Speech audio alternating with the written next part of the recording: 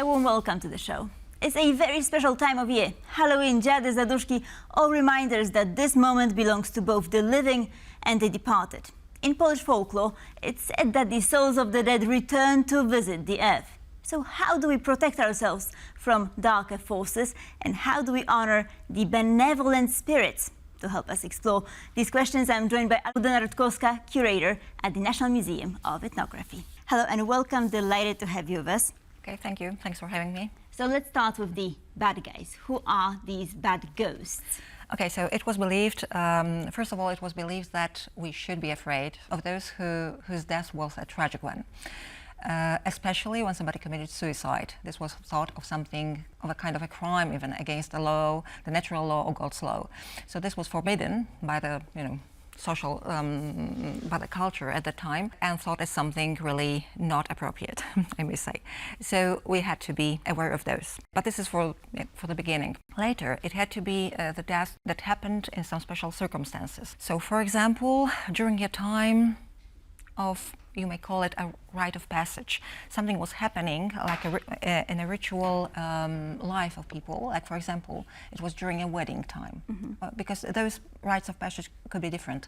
It could be a wedding, it could be a birth giving, and then christening of a child or something else. The moment when you change your status, your social status. So for example, when a death occurred during that time, for example, the people whose wedding was somehow stopped by that, okay, the groom or the bride, something that happened to them, they were thought of those, I mean, they were thought as those who were later on evil spirits. It was thought that we should be afraid of those who, in fact, we knew before.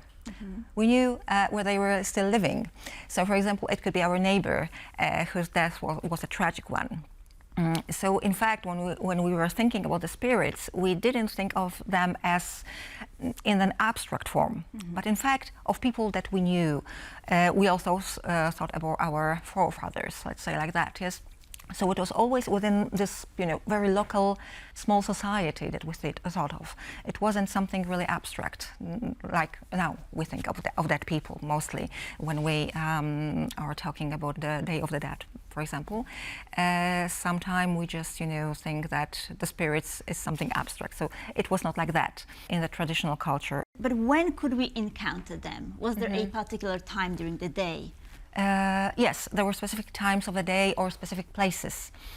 So, for example, of course, in the midnight. This is something that we probably know because of the pop culture and movies, especially horror movies. The midnight is the time of that people, but of the ghosts, but also midday.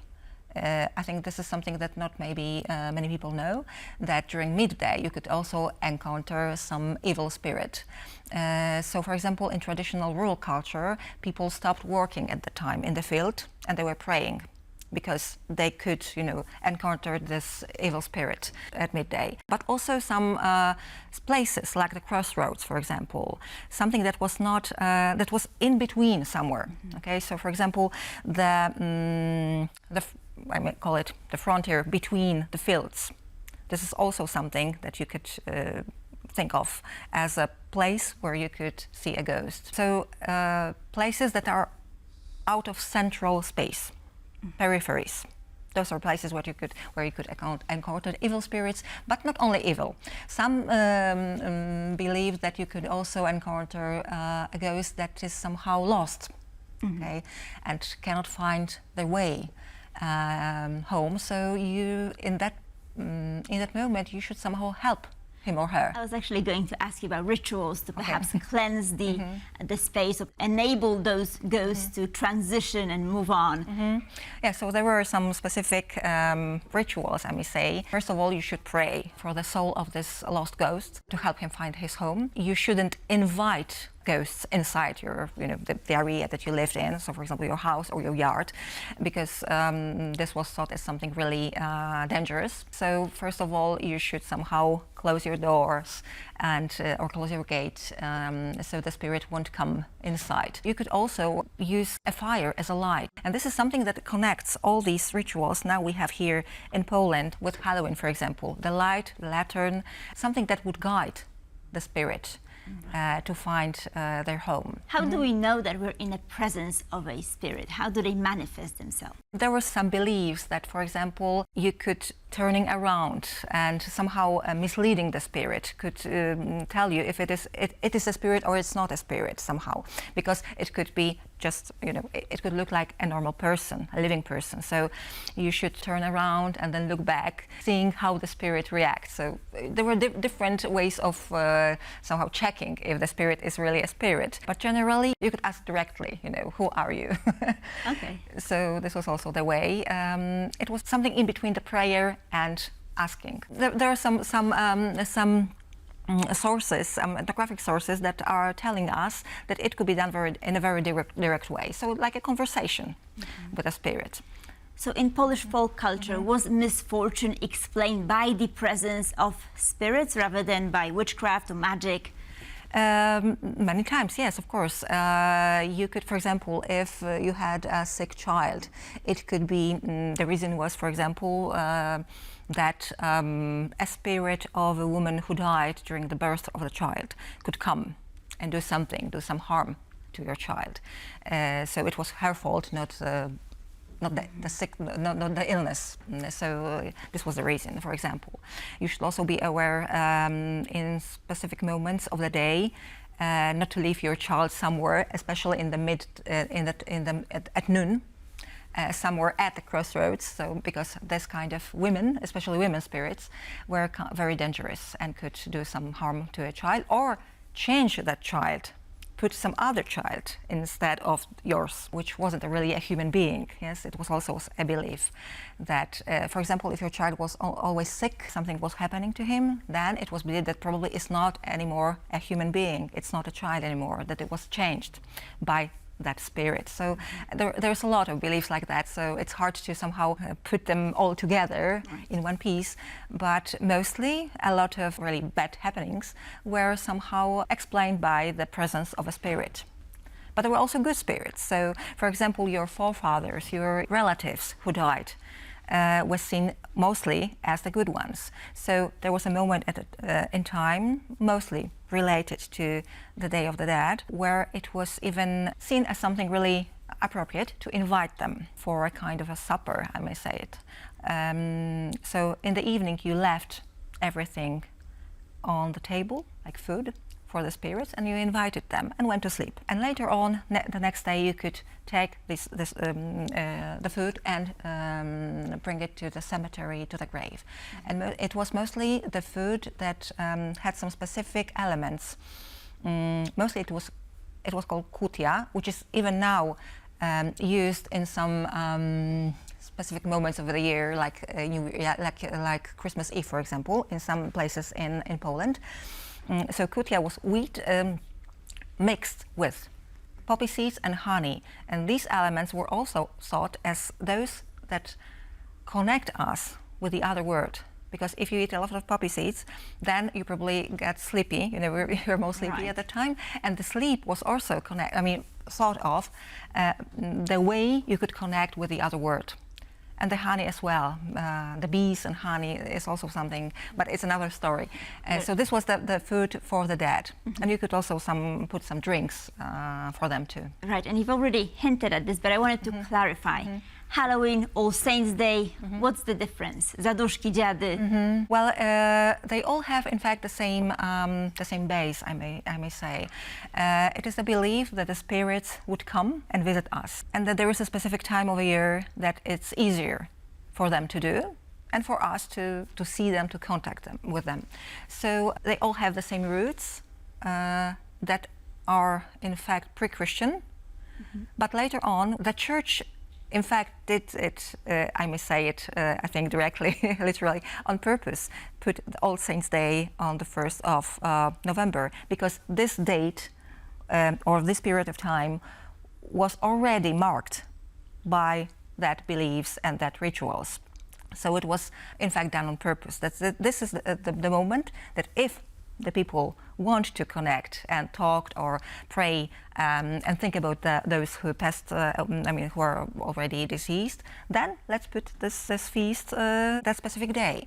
So it was done on purpose to combine the Christian beliefs with the beliefs that people had before. That way it was easier to do. So, and then the next day, because mostly when we talk about the Day of the Dead, we think of the 1st of November, but in fact, in the traditional culture in Poland, the most important was the second day, the 2nd of November, which was the All Souls Day, and the eve before that day, because it was believed that during that night something happens, so the spirits come and visit us. It was even believed that it is kind of, you may call it that this is inconsistent, but on one hand, people believe that the souls of the dead are in heaven or in the purgatory, but on the other, they somehow believe that they are somehow tied to the cemetery, to the graves. So they were like in both places at one time. Yes, it was kind of a logic that, maybe we still now have. So it was believed that the dead people come from the cemetery and later on either come to the church that is near the cemetery. Of course, we were talking about very small spaces, villages. So they could come and visit the church, and it was even believed that there is church service done for them by a dead priest. So things like that were kind of, seen as quite normal, and people believed in that. And of course, they visited, later on, they went on and visited all the houses in the village. But at that time, you could receive them. People were open to receive them. But the next day, the evening of the next day, the 2nd of November, they should go away. So there were specific prayers, I may say, that you should say a few words, specific words, in order for them to just, go away. So you open the door, open the gate, and say something, like, go away. Okay, this is not your time anymore. Polish folk, I believe it's a general term, right? What about regional variations? Can we talk a little bit about some local traditions? So, for example, in Eastern Poland, you could find more beliefs that were once more broader, I think, when we speak about our territory. But they are mostly tied with the people who are of Orthodox Christian faith. For example, bringing food to the cemetery is something they still do. Also, Greek Catholics, they also somehow are related to the tradition. Roman Catholics no longer do it, but this was something that everybody did before. So there is still a relic of those customs within that let's say part of Christianity. And of course, most of them live in Eastern Poland. So we can find, when we visit the cemetery that day, because in Orthodox Christianity, you don't have just one day, like in Roman Catholicism, like 1st of November, for example, but few days within the year that you visit the graves of your loved ones, for example, who passed away. And it is more related, in fact, to Easter time than for example, now, autumn. And you could see that there is food on graves, that there is this kutia, for example, and there is also something to drink. So, for example, you could bring some alcohol also for your loved ones. It is something really seen as something very appropriate. So this is a custom that was generally more, everybody did it. Now it is mostly site-specific, I may say it. As this special day approaches, do you have any last-minute advice?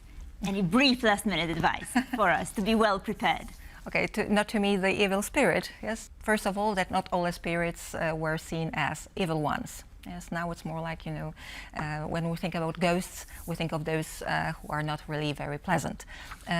Before that time, it was not so black and white. Yes, the ghost was just a ghost. It was something normal. So maybe yes, the advice would be treated as something normal.